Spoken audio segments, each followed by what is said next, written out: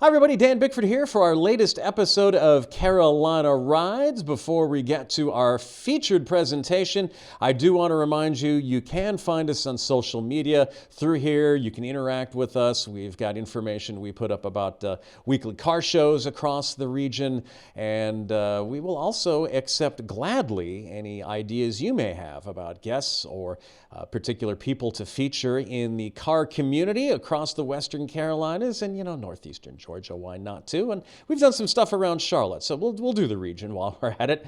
You can find us on Facebook at Carolina Rides. Our Instagram account is Carolina Rides Official WSPA, and you can also find us on YouTube at Carolina Rides WSPA. It's possible you're watching me that way right now.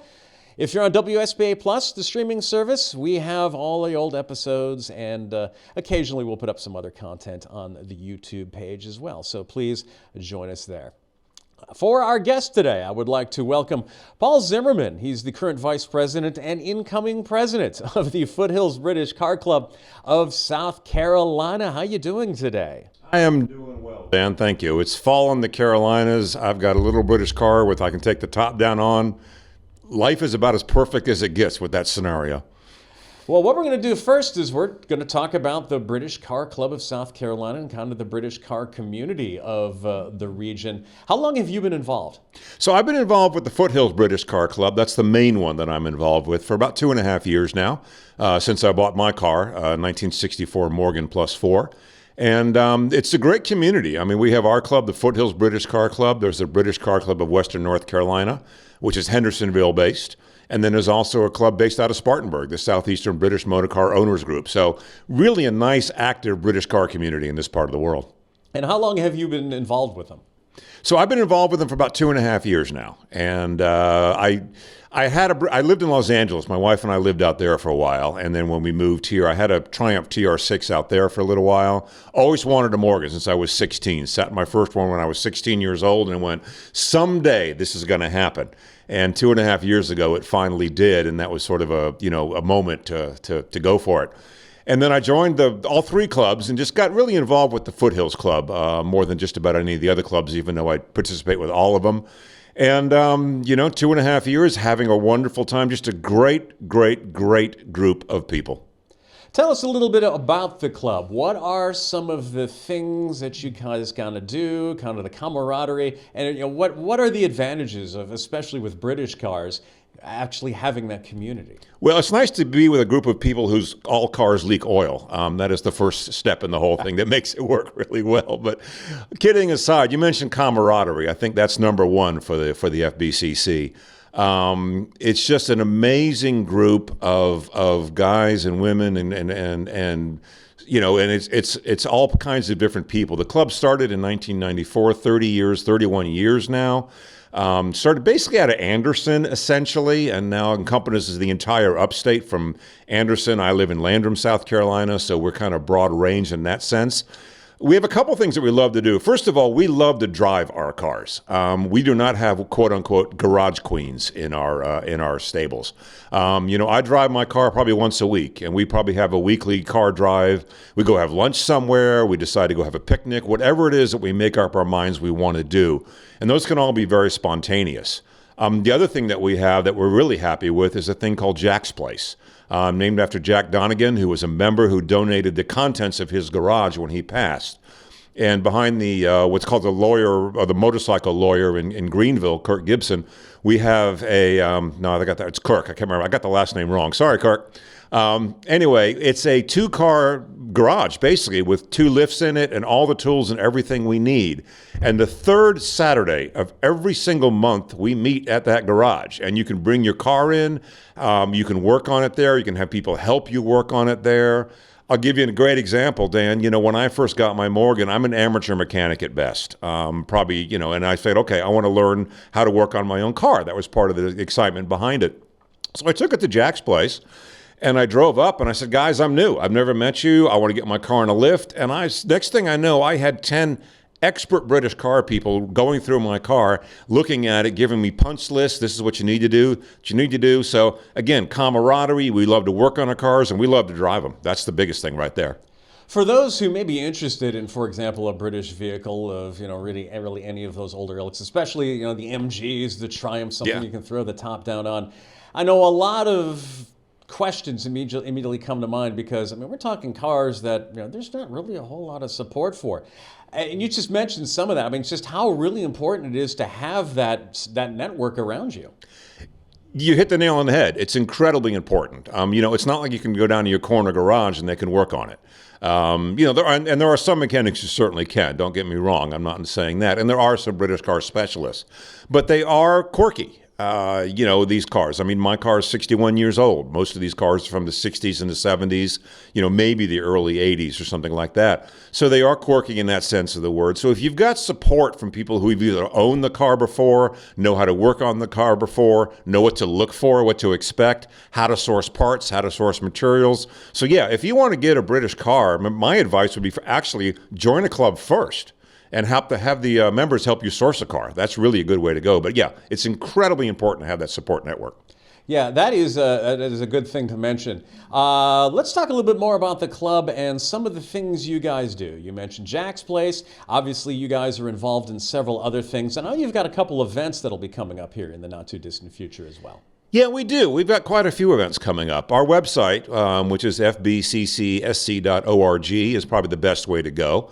We have our full calendar. I see it up on the screen now. Thank you very much for that. Go to the full calendar there, Dan, for just a moment. And if you scroll down that, you can kind of see upcoming events that we have. There's our calendar, but if you go a little bit lower than that, you'll see just upcoming events that we have and links and talks of things that we do. These are the ones that we plan, and this is one of the things to understand about the Foothills British Car Club. We don't really have an events coordinator. What we do is we do a Google Groups email chain with our club is what we do. And in that sense, any member can communicate with any member at any given moment. That's incredibly useful if you're looking for a part, if your car's broken down, you need some help, but also if you want to do an event. It's a Monday, for example. And all of a sudden an email comes out and goes, you know what, guys, the weather Thursday looks fabulous. I want to go to lunch at Brevard. And the next thing you know, we got to drive and we're heading up to Brevard for lunch. So this is some of the planned ones that we have. And there's a couple I know that you wanted to highlight. That's one right there. This is the Victoria Valley Vineyards up in Table Rock area. Really nice vineyard. We did an event up there not too long ago. We just went for lunch. Had a wonderful time. The Kensington family, who are the owners, could not have been nicer to us. And we were like, you know what? Let's do a cruise in. So with a cruise-in, the thing to understand, this is not a car show. There's no judging. There's nothing like that. So if you have a British car of any kind, any make, any year, even if you're not a club member, we would love to have you join us. Just show up about 11 o'clock at Victoria Valley Vineyard. No, we're asking you to pre-register. There is some registration further down on this webpage. But the main thing is just come and hang out with us, have some lunch. There's going to be live music. It's going to be a real fun event. This is the first time we're doing it. If it's successful, we're going to do it again. So it's a great event, and we're going to have a lot of fun. Now, you mentioned open, everybody, you got a British car, come on in. I also noticed in that fine print, open to the public. I'm interested in British cars. There are other people who just want to see the cars. I'm sure they're welcome to come on down and kind of enjoy. Absolutely, yeah. It's open to the public if you just want to come spectate. Victoria Valley Vineyards, obviously serving wine. They've got a great lunch menu. They're going to have a food truck there as well. And just come hang out. We're there to answer questions. If you're interested in a British car, for example, well, this would be a great event to come to. Come meet us. Tell us what your dreams are. Look at a bunch of different cars. This would be a great place to come to. Yeah, we welcome the public to come to anything that we absolutely do. I'm sure you've come across members of the public with things like that before. What are some of the questions you get? Because again, a lot of these cars, these are not things you see on the road every day. No, they're not. That's for sure. We get questions a lot. A lot of the responses we get is, oh gosh, I had one of those when I was in college. I had one when I was in high school. I had one when I was younger. I've always wanted one. We get a lot of that kind of situation. Quite honestly, a lot of the questions we get are, what exactly is that? That's a lot of the questions we get right there, because like you said, you don't see them a lot, particularly if you go to general car shows. There's a show that we go to up in Tryon all the time which benefits the Foothills Humane Society, called Wheels for Whiskers. And we go there and we show up, and with a lot of other general cars. And we get a lot of people saying that, what exactly are these cars? Can you tell me about them? Are they hard to drive, hard to work on? So those are a lot of the questions we get, are just general inquiries of, what exactly are these cars and what's the history behind them? I also know you've got another big event coming up involving Veterans Day. Yes. Tell us a little bit about that. Yeah, so one of our members, Dennis Somerville, started this about 7 years ago. I see you've got it up on the website. This is to honor our veterans, obviously, and this is a Veterans Day drive. We do this in conjunction with one of our sister clubs up in North Carolina, the British Car Club of Western North Carolina. We begin the joint drive at the Dollar General just outside of Brevard, and we actually start it more locally at a place called Judd's Brown Building, which is a member of ours, and that's sort of the place where a lot of drives start. This way we can pick up members as we move through. We do a nice drive, and then Dennis arranges a really lovely ceremony honoring the veterans in our club, the veterans who just come to show up. And that's the ceremony that we then have up at, I think it's Mika's Restaurant in Cashiers is where we have it, and you'll see all kinds of different cars, and there's a photograph there of an event from a couple of years ago. So an event that's near and dear to our hearts, a lot of veterans in our club. Dennis is a veteran himself, and so this is a wonderful, wonderful event just to come join us if you want to come on the drive, or just meet us up there. And like I said, you can go to our website and all the information's there. So this is a drive that's become very, very, very popular, and for very good reasons, obviously. And as we've talked about too, anybody who's interested in any of this, they can go ahead right to your website and find out all the information, and also get information on how to get involved. Exactly, yeah. The website is our best. We've been actually kind of overhauling the website over the last couple months, but that's the website. It's just fbccsc.org. Calendar is there. You can join. Just click to join right there. Become a member. You can send us a general inquiry. And one thing I'd like to stress, Dan, is that you do not have to own a British car to become a member of our club. And that's for several different reasons. The one thing I think that we all do have in common in terms of the cars that we own is they're all the fairly kind of quintessential two-seater roadster. You mentioned that you all own a Miata, for example. Well, there's a lot of Miatas in our club, Alfa Romeos, Fiat, some of the two-seater Jaguars, Mercedes. So all of those general cars are welcome. So if you have a love of two-seater open roadster, quintessential style roadsters, we welcome everybody in any car make and model in our car. We love to just have you join us and just come hang out with us. Sounds like fun.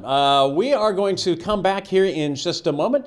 We will talk with Paul a little bit more about the whimsical nature of some of these cars and just kind of the British car scene in general. Stay with Carolina Rides. We'll be right back. Welcome back to Carolina Rides. Joining me once again, Paul Zimmerman, Vice President and soon-to-be President of the Foothills British Car Club of South Carolina. Now, what was the event, the particular car that got you interested in British cars in the first place? That's a great question. So first of all, British cars and logic are oxymorons. That's the thing we should probably put out right out of the gate. So for me, Dan, I've always enjoyed cars. As I mentioned earlier in the first segment, I was not a mechanic. My father was not a mechanic by any stretch of the imagination. He was a model railroader. He could do that and did a beautiful jobs with that. So I didn't grow up in a mechanic's household, but I was intrigued by automobiles. My parents are from the Netherlands, so I grew up in a very European household. I was drawn towards Formula One. Racing, and I was drawn towards more the European style cars, and really liked British cars all my life. Triumphs, MG, we all knew back then. And then when I was 16 years old, I still remember it. We were visiting my family in the Netherlands, a little town called Eindhoven. And my cousin and her husband had bought this car. And then they said, we bought this little two-seater British roadster, and Case, or her husband, wanted to take me out in it. And I said, sure, I'll do that. Why not? Sounds like a lot of fun. So he pulls this car out of the garage, and it was a Morgan. I had no clue what a Morgan was. I had never heard of a Morgan.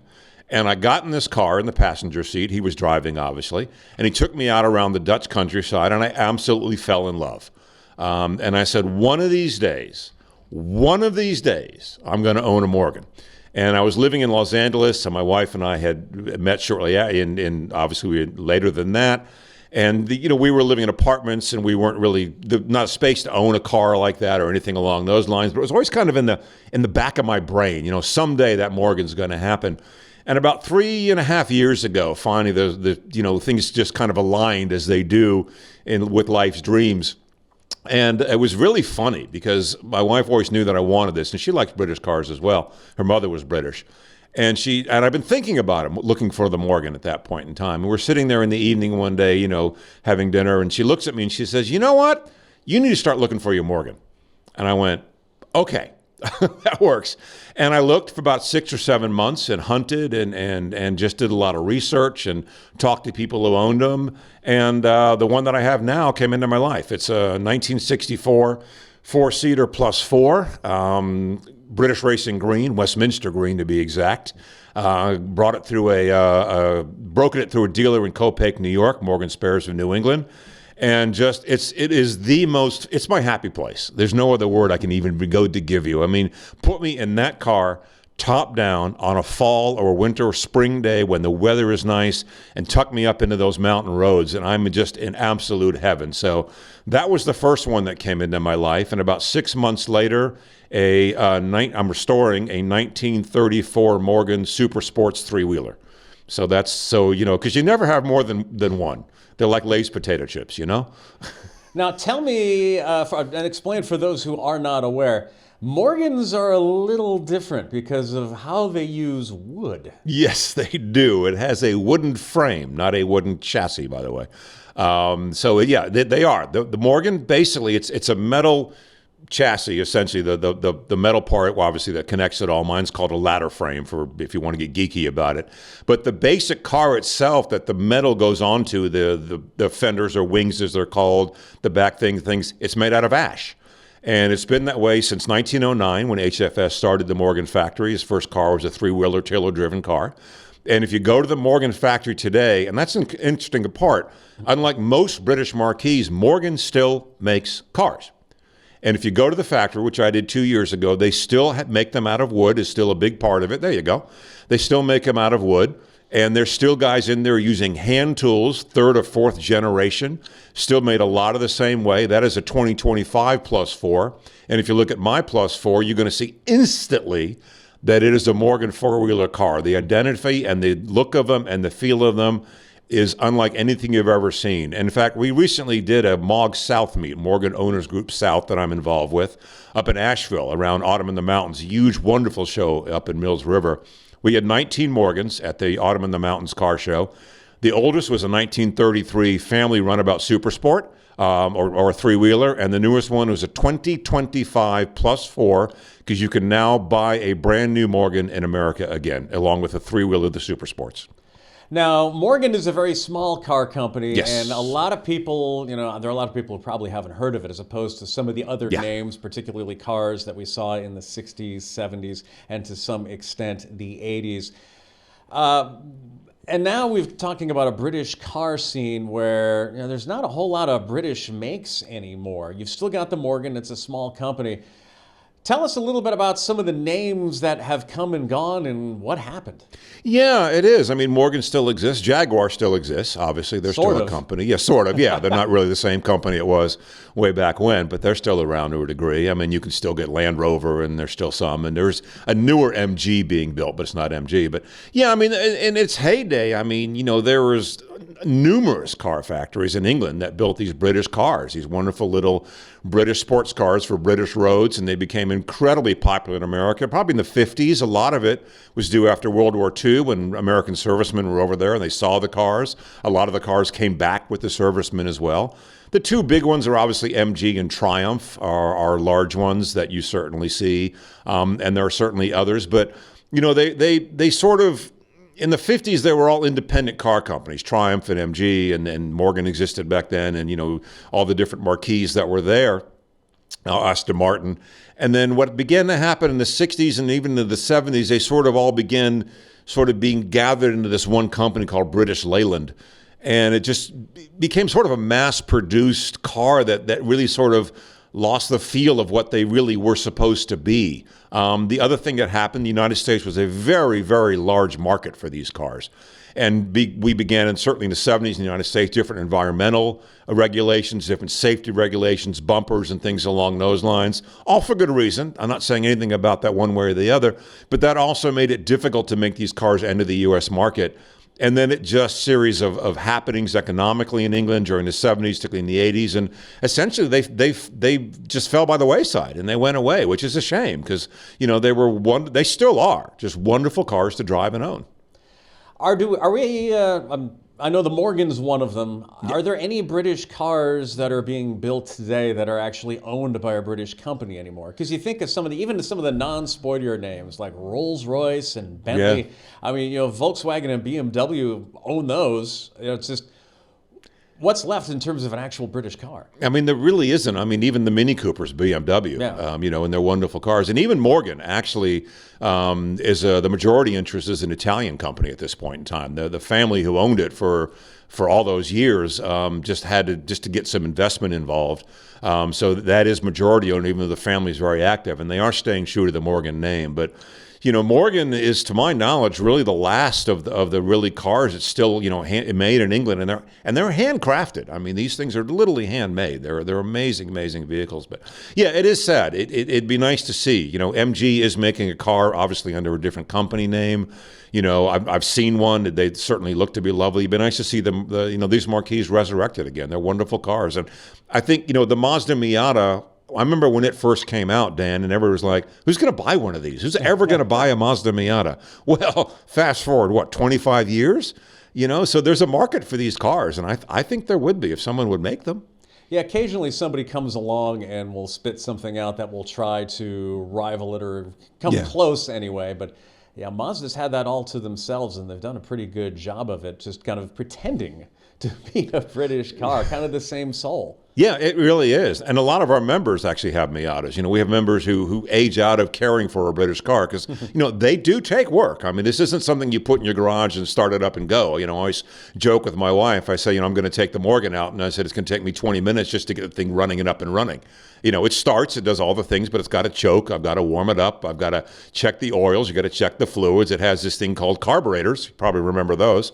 So you've got to keep an eye on those. But that's also the joy of these cars. It's an incredibly tactile driving experience. I mean, there's no Bluetooth in my car. There's no power steering. There's no power brakes. It's got a wooden dash. I've got a tachometer in front of me, a speedometer off to the right. And basically, I'm driving the car, and that's all there is going with this car. Some people put stereos in them. I refuse to do it. That to me is I want to be out on that road, and I want the wind, and I want nature, and I want our Carolinas in my face. That's what I want when I'm out. The sound of the wind and the sound of the engine. Now, you mentioned earlier concerning the car scene here and kind of the general range of cars that you see. What is kind of, from your experience going to some of these shows and with the car club, what are kind of the age ranges between some of the cars that have been going to these? Well, with the British cars, Dan, old and older, I think it's probably. No, it's an interesting dilemma. I mean, we would love to get some younger members in the club, but because British cars have not been around for so long, that sort of, are people in their 30s and 40s familiar with them at all? Do they even know them unless their father had one? We are seeing, however, some interest in younger members coming in. Either their father had one or their grandfather had one, let's be honest. So we are seeing it in that sense. And also when we go to the general shows, the non-British, very specific shows, we generate an enormous amount of interest in these cars. So we are getting a lot of new members. Would we love to have members in our 20s and 30s? Sure. But we also have to face the reality there. But we do get a lot of interest in the cars when people see them. And we have a broad range. I mean, Triumph, MG, Morgan, TVR, Aston Martin, Arkney. I mean, it's a broad range of cars, and it's a really wonderful range of these quintessential, eccentric British cars. What's the oldest British car that you can recall seeing in our area?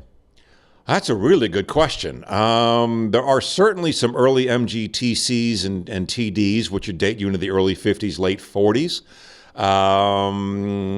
Probably some earlier Bentleys also from the 40s. I mean, when my 34 Super Sports is up and running, that's probably going to be one of the older cars in the area as far as a British car goes. Now, if somebody comes in say, a 2016 Jaguar F-Type, are you welcoming them with open arms? With Hey, everybody open come on in. arms, absolutely, yeah. We have a lot of people who have the new Mini Coopers from BMW. I mean, it is a British heritage car in that sense of the word. So, absolutely. If you have a new Jaguar, a new Mini Cooper, we have people. We just had a member join who had a Fiat, 1969 Fiat Spider. Alfa Romeo still makes some really beautiful two-seaters. So, like I mentioned, that one common thread seems to be that love of that open-top two-seater roadster. All right, we're actually kind of running up against the clock already here. This has been a lot of fun. One more time, anybody who's interested in the car club, and where can they see you next and how can they get involved? Yeah, the best thing to do is our website, fbcc.sc.org, or just Google Foothills British Car Club, to be honest with you. The best place, we meet generally the second Tuesday of the month. That can vary in rotation, so check the website for that. Jack's Place, I mentioned that earlier. All the information is on our website in terms of the address. Meet us there. Great place to introduce and meet us to. Come to the Victoria Valley Vineyard event on November 1st. Open to the public. We're just going to be hanging out, talking about our cars, so come on and meet us there. Again, anybody who has an interest in these kind of cars, we would love to have you join us. And if you're looking for a car or a British car, come to us. We can certainly help you find the right one.